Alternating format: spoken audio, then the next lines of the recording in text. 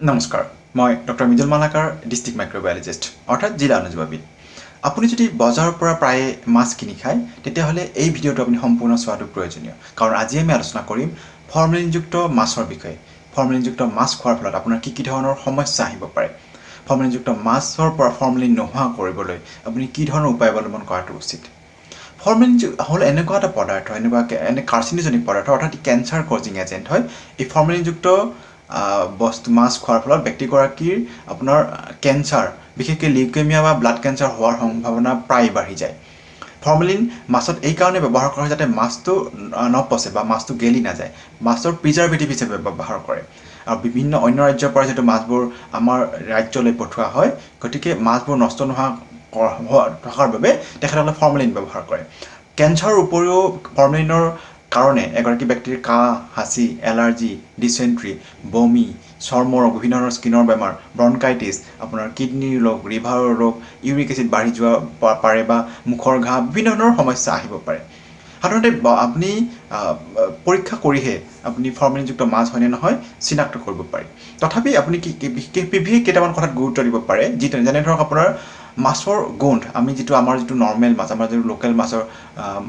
বেছি দিন ৰখাৰ পিছত যিটো গোন্ধ ওলায় এটা সেই ধৰণৰ গোন্ধ ফৰ্মেলিনযুক্ত মাছত সাধাৰণতে পোৱা নাযায় তাৰ সলনি এটা খুব পাঞ্জেণ্ট স্মেল এটা খুব চক্ত গোন্ধ এটা ওলায় আৰু ফৰ্মেলিনযুক্ত মাছত মাখি বেছি পৰি নাথাকে আপুনি সেইটো কথাটো গুৰুত্ব দিব পাৰে আৰু মাছৰ ছালটো খুব টান হ'ব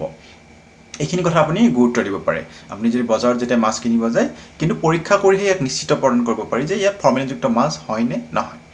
আৰু ফৰ্মেলিনযুক্ত মাছৰ পৰা ফৰ্মেলিন নোহোৱা কৰাৰ কাৰণে আপুনি যেতিয়া মাছ বজাৰৰ পৰা কিনি আনিব খোৱাৰ আগতে আপুনি কি কৰিব প্ৰথমে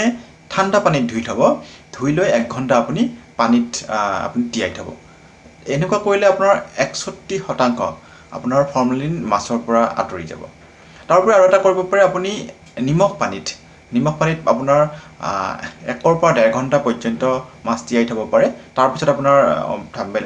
নৰ্মেল পানীৰে ধুই পিনে আপুনি খোৱাৰ কাৰণে তৈয়াৰ কৰিব পাৰে এনেকুৱা কৰিলে 90% ফৰ্মেলিন মাছৰ পৰা গুচি যাব আপুনি এইটো কৰি চাব পাৰে আৰু এটা কৰিব পাৰে আপুনি চাউল ধোৱা পানীত আপুনি মাছটো ধুই লৈ তাৰপিছত নৰ্মেল পানীৰে ধুব এনেকুৱা কৰিলে আপোনাৰ প্ৰায় 70% ফৰ্মেলিন মাছৰ পৰা গুচি যাব আপুনি এই তিনিটা উপায় যিটো আপোনাৰ কাৰণে উজু হয় আপুনি সেইটো কৰি চাব পাৰে কৰিলে আপোনাৰ ফৰ্মেলিনৰ পৰিমাণ ভালেখিনি পৰিমাণে আপোনাৰ হ্ৰাস পাই যাব আজিলৈ এইখিনি পৰৱৰ্তী পৰ্যায়ত আকৌ এটা বেলেগ বিষয় লৈ আপোনাৰ মই প্ৰস্তুত হ'ম ধন্যবাদ নমস্কাৰ